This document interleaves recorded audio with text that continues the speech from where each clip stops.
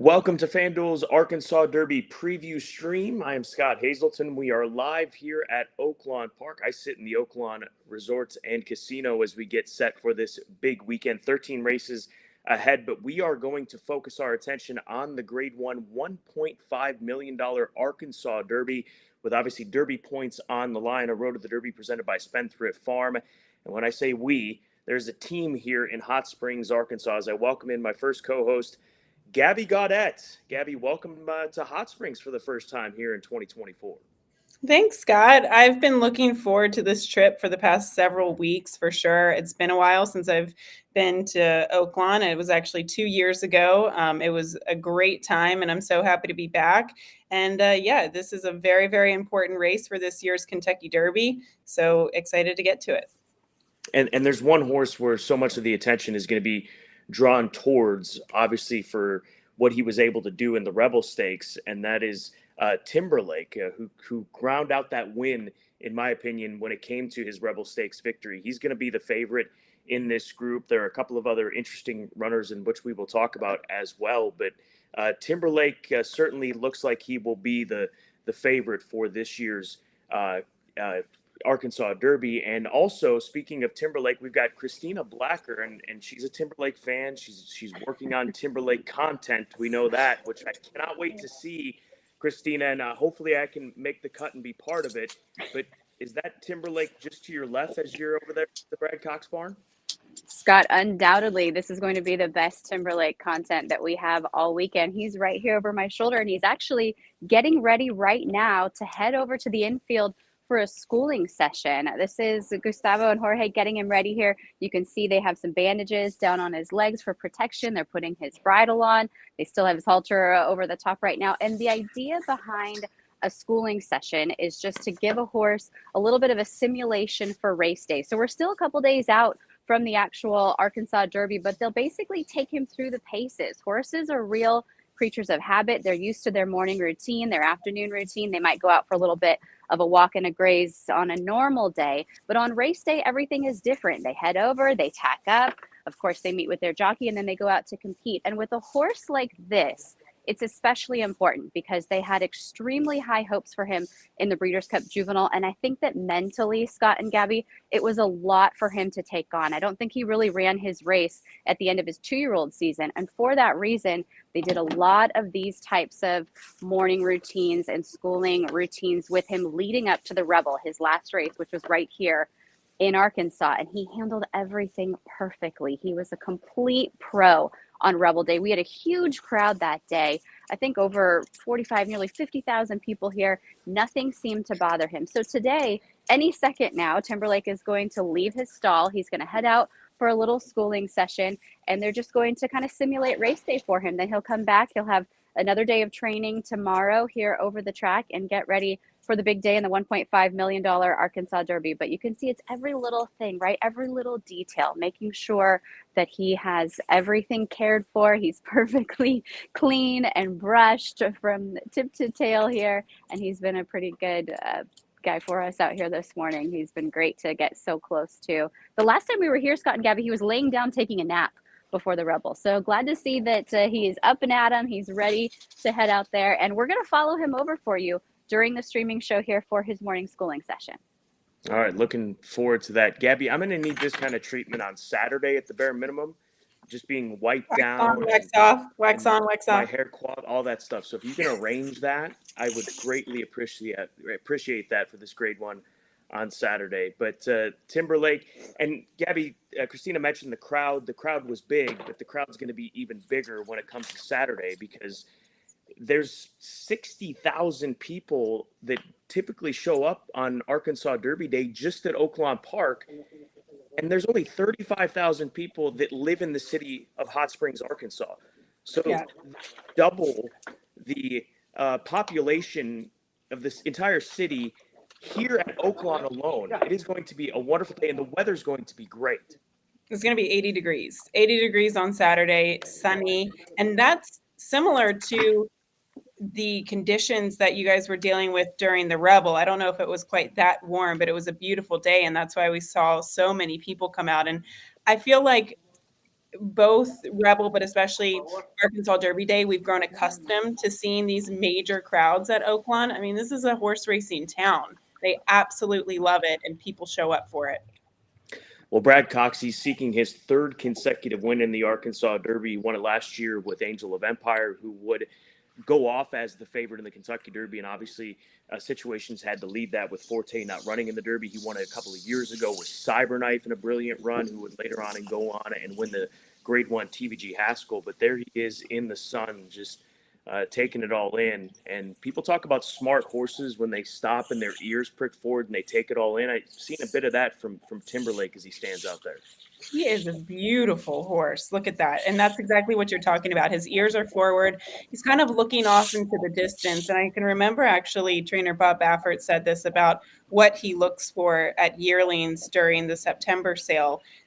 You not only want to look at their physical build and see how they'll grow into themselves, but also it's that mental aspect. And this is a sign of intelligence. And another side of intelligence is knowing when to stop and knowing when to rest. And Christina hit the nail on the head with this horse. Last time she saw him, he was laying down in the stall. So he clearly knows how to take care of himself. And he's a very, very intelligent horse. And on top of that, he's physically a beautiful looking horse. You take it one step further with his pedigree. He's by into mischief. He's out of a Looking at Lucky mare. He's bred to handle the distance of the Kentucky Derby.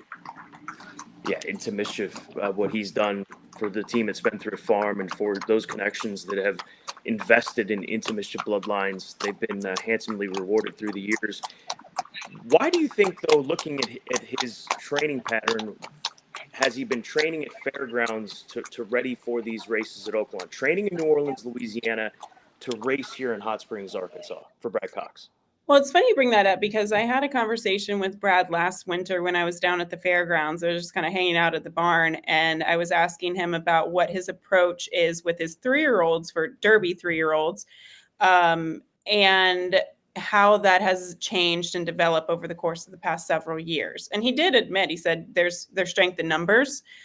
Every year you have strength in numbers, but he does at least. But down at the fairgrounds, he thinks it's a very fair surface. It's a very kind surface. He's there most of the time as well. We love Oaklawn. I love this surface here, but the weather is unpredictable. It's been relatively good weather this year, but in years past, sometimes there's been cancellations. Sometimes there was a string of days where the track did not open here in Hot Springs. So I think that also is part of it as well. It's just kind of keeping this horse on a consistent training regime.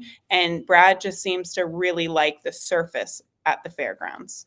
Let's take a look at the field for the Grade 1 Arkansas Derby. $1.5 million, a mile and an eighth the distance, 100 points to the winner, 50 to second. You finish 1-2, you're going to be in the top 20 for the Kentucky Derby. So this is a pivotal moment. And for the last step, I mean, for many, and unless you'd be willing to come back in the Lexington Stakes at Keeneland. But let's go back to the Rebel Stakes for Timberlake, where he did what was expected of him. He was the odds-on favorite in here. There he is in the white Windstar Silks.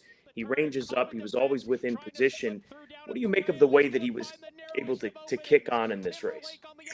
I have watched this race a couple of times because people seem to have a lot of mixed feelings about this race. Yes, he was wide at the top of the stretch, but I thought Kristen Torres rode this horse perfectly. He saved ground prior to that. He looked like he lost focus coming down the stretch, Scott. And this is a horse to me that just clearly has a lot of raw talent.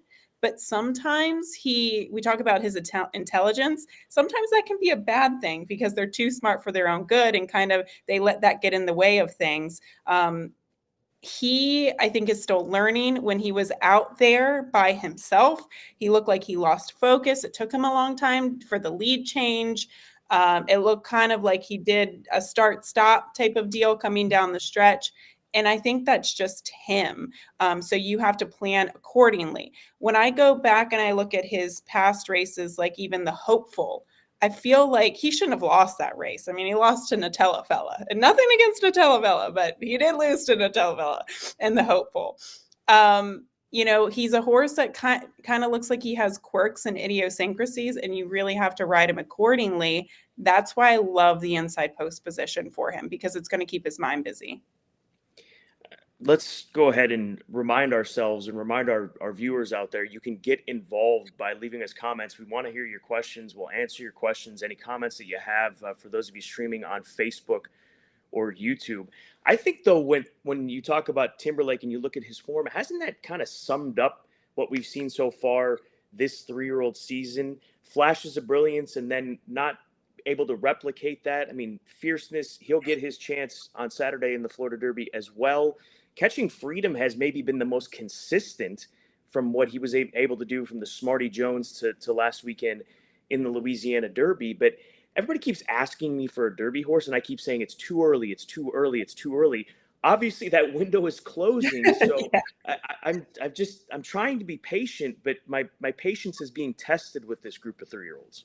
I agree with you. It doesn't seem like the picture's becoming any more clear with the weeks that go by. Obviously, we had a big weekend last week with 2 Derby preps offering 100 points to the winner, but still, I think there's so much question. And you mentioned, you described, Timberlake, in that he's had moments of brilliance.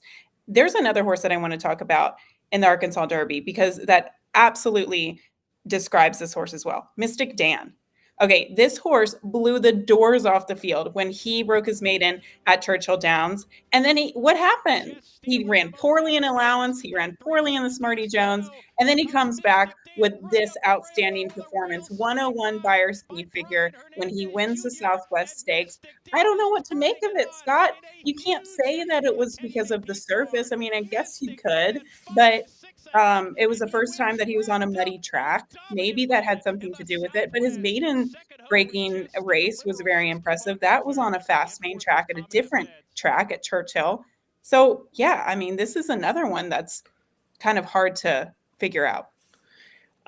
I'm with you on him as far as, what happened. I've tried to come up with reasons and excuses, if you will.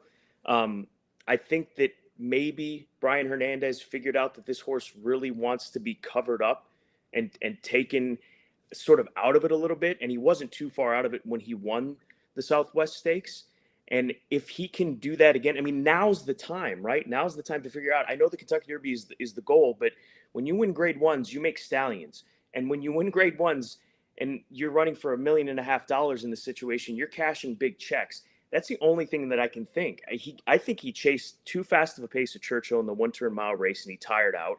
I think at the Smarty Jones, when he broke, he kind of stumbled away from there, and I think that he recovered so quickly he got himself too much into the race. Mm-hmm. And then last time out, Brian just absolutely took him down to the inside, and I don't want to say buried him, but got him back behind horses. And I think that they've got to try to do the same thing, but there's a lot of horses in here that are going to be looking for that kind of trip. So it's going to get tricky, and you want to try to save ground and all the rest of it. But I like him. I want to see another effort like that.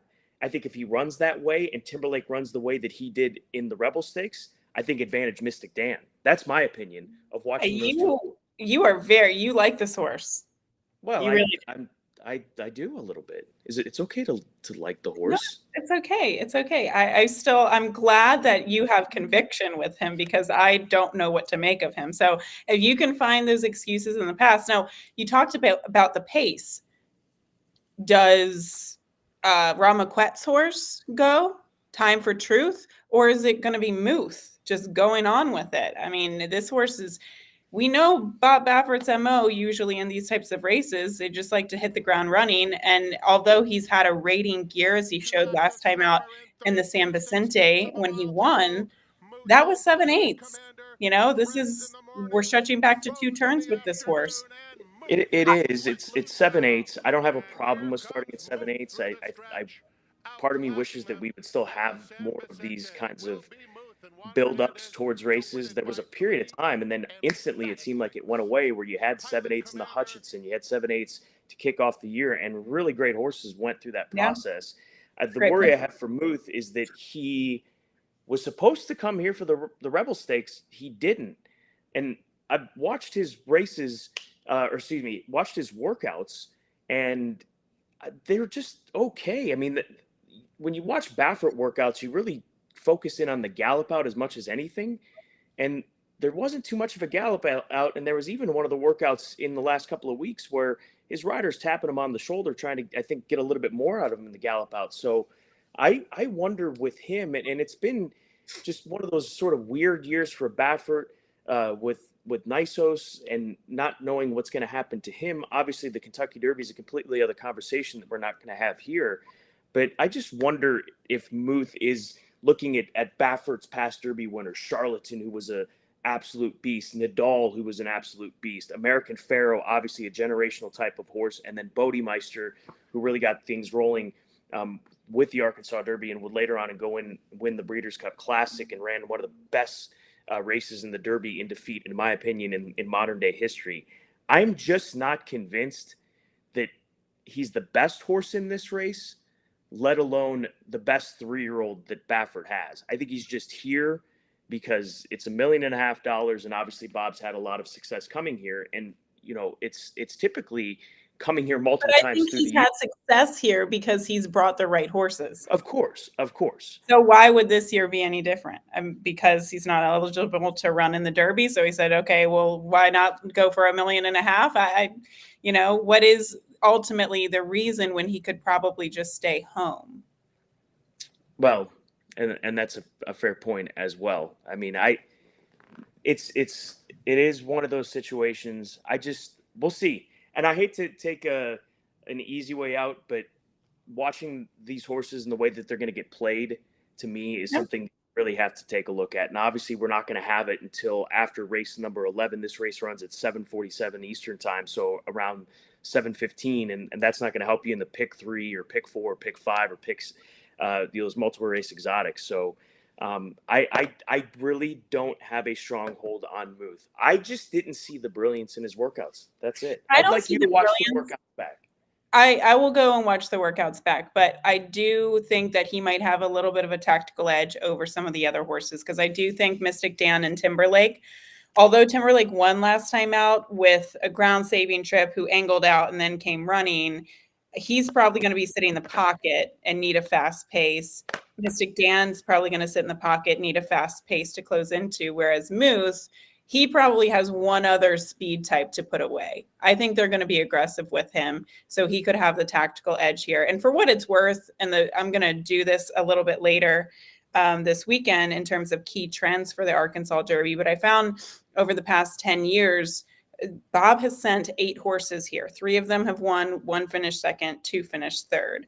So not even when you consider winners, the horses that he sent have just all really run well over the course of the past 10 years.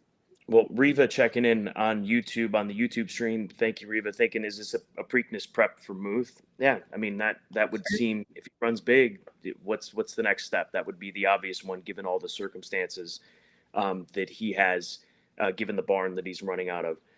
He may even turn back to a sprint. Yeah, he could. Yeah, he might see how this turns out. Not the Pate Mile, but obviously, you know what I mean. Races in those one-turn types of races. Back. Christina's back. We've missed you, Christina, and you've got a new location. I'm actually can see out my window because I'm facing. Yeah, should I give you a wave? The hotel.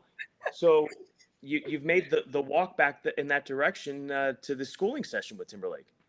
Yeah, if I'm out of breath, it's because we were hustling and trying to chase him over here. And actually, in the end, we've beaten Timberlake to the schooling session right here on the infield, because I think he went into the saddling barn. So the path was from the barn. They take that long walk on the racetrack, which is actually similar to what they do on Kentucky Derby Day, right? You have the walkover, and that's a huge part of the procession and of the activities that a horse does have to handle on the Kentucky Derby Day. Now, there isn't a crowd here. It's the morning. It was pretty quiet. But I did notice him kind of get up on his toes a little bit and start to just feel the energy of something different. It looks different. You're taking a different path over to the front side. And then he, again, went into the saddling barn, which is just off to my left there. So on Arkansas Derby Day, what's a little bit different, and a lot of the big stakes days here at Oaklawn, is they bring the horses right here to the infield, and this is where they saddle them. Every horse has a different kind of marked area where they go ahead and get their bridle on, get their tack on. They meet up with the rider. Everybody, in terms of the connections, is able to come in here. And again, it's just a little bit different. It's different than their usual routine. So if you can school for something like this, it will absolutely pay off. I'm just keeping an eye to see if he's going to make his way over this way. We might be wrapped up with the online show by the time he does actually physically end up right here in the infield area. This is also, if we could take a little walk around, this is where they bring the winners. So if, fingers crossed, Timberlake or anyone else comes home a winner of the Arkansas Derby, they bring them in here for the photo and the winner's circle as well. It's just off this way.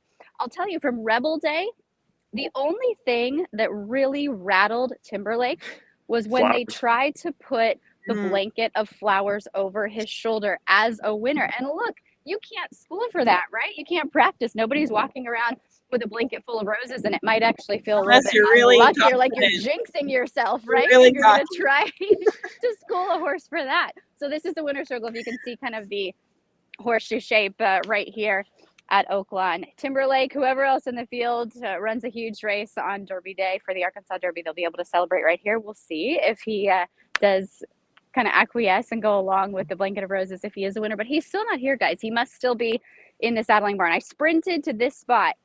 I'm out of breath, and we still didn't catch him for you. So we'll hang back here and we'll record some video either way. All right, Christina, we appreciate it. And one of the benefits too, having run in the Rebel, is that he's obviously schooling today, but he's also gone through this process. He's a horse that was in the Rebel. They come to the infield to saddle as well, so he's been through those paces, and he looks like a cool horse to begin with. So I would imagine that the circumstances that he'll find himself in and the environment he finds himself in or will find himself in won't be much of an issue. Good job for Christina getting her steps in before 11 a.m. Well, she is, because you all have a spa engagement tonight, so you get the workout in. And TBD on that. Yeah, we'll leave that for another stream when it comes to issues at home and guiding yourself through road trips with children. I might be leaving you in 15 seconds because my computer decides to do an automatic reboot. All right, final pick in the 15 seconds we got left with you. Timberlake. It's gonna be May. All right, Timberlake. I'm going Mystic Dan. We'll get Christina's pick when it comes to the weekend for the Arkansas Derby. We can't wait to be here. Gabby has frozen as she promised. Her computer was rebooting. Everybody knows how things go when it comes to these days and navigating electronics. We appreciate you joining us. For everybody joining us on YouTube as well as on Facebook. An exciting weekend ahead. It's a giant weekend here at Oaklawn. We also have Dubai World Cup in the morning with Dave Weaver on site in Dubai at Maidan. Looking forward to that. And then we roll it through the afternoon with Arkansas Derby coverage, on-site coverage, and also Florida Derby Day with the return of fierceness down at Gulfstream Park. But here's the team here in Hot Springs. Caleb, Christina, myself, as well as Gabby and Ashley joins. 13 races on Saturday. The Arkansas Derby, a prep for the Grade 1 Kentucky Derby, as well as the Fantasy Stakes. Let's not forget about the fillies, the Key Oaks prep here at Oaklawn Park for the Kentucky Oaks, the Road to the Oaks and Derby presented by Spendthrift Farm. For the entire team, make sure you join us on Saturday. Make no plans but to join us on FanDuel TV. We are going to be going around the country and around the world on a huge Saturday in the sport of thoroughbred horse